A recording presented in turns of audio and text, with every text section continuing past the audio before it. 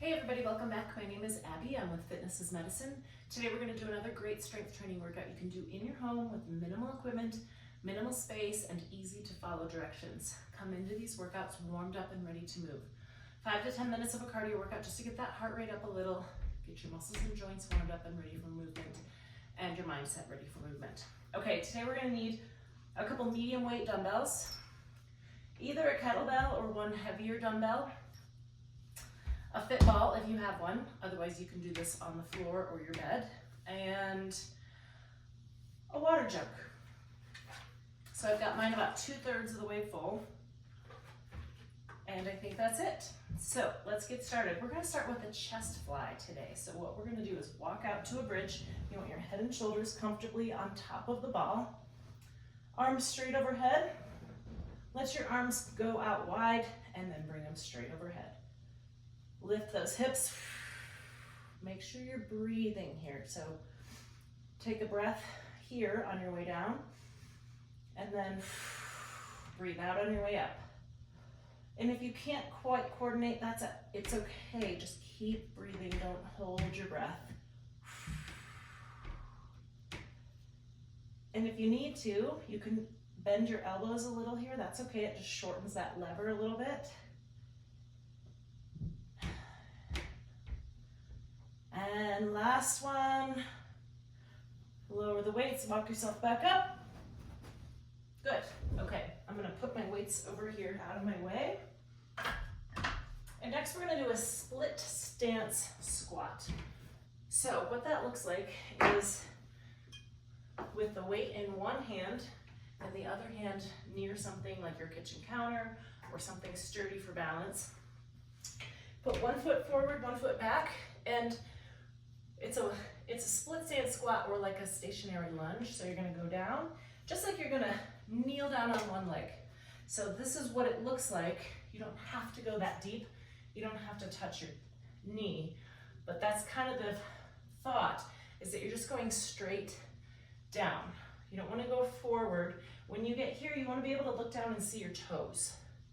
So keeping your weight in your heel here and your knee right over your ankle. And you can do this in a smaller range of motion too. Right there is fine. All right, switch sides. So put the other foot in front. You always want the hand free that's next to your source of balance.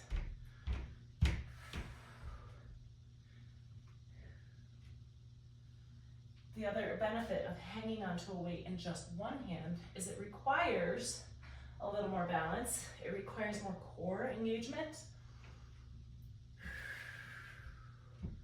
Hanging onto a weight in one hand requires your core to have to stabilize. Hi, Baloo.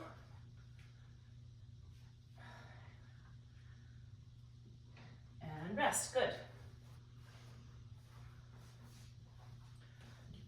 Okay, next, I did not mention that you might need a bench.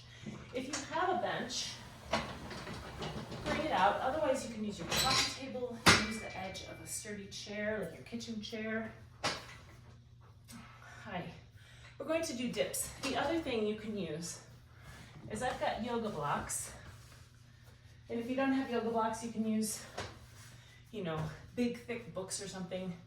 So, regardless, you want to keep your shoulders down away from your ears. The goal is that you're pushing your body weight up with your arms. So use the yoga blocks if you need to. Otherwise, you can use the edge of the bench, lower down. Keeping your knees in tight keeps that lever shorter. If you want a little more challenge, you can bring your feet out. Importantly, keep your back right up against that bench or coffee table. Only go down to about 90 degrees if you can. Last one, and rest, good. So that's working your triceps a lot, in case you couldn't feel that, which you probably can. Those are really challenging. Okay, next we're going to lower to the floor and do mountain climbers. So you can also do this up on your bench. You can put your elbows on the bench and do the same exercise. It just changes the lever a little bit. makes it a little bit easier.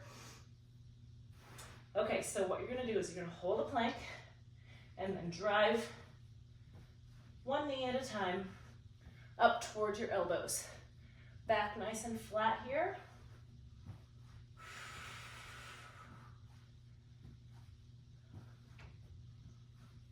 Keep breathing. 2 more each side. And rest, good. Okay, stand up slowly. And now we're gonna use our water jug. So what we're gonna do is a little punch. So what I want you to do is to step out kind of diagonally and punch. And then the other side. So we're just gonna alternate sides. This is working on power. It's really good for your joint stabilization.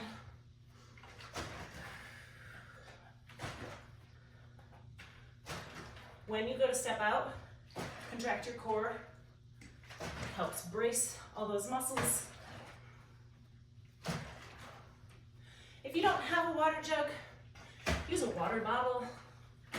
Something that'll give you a little challenge with the sloshing water. 2 more each side.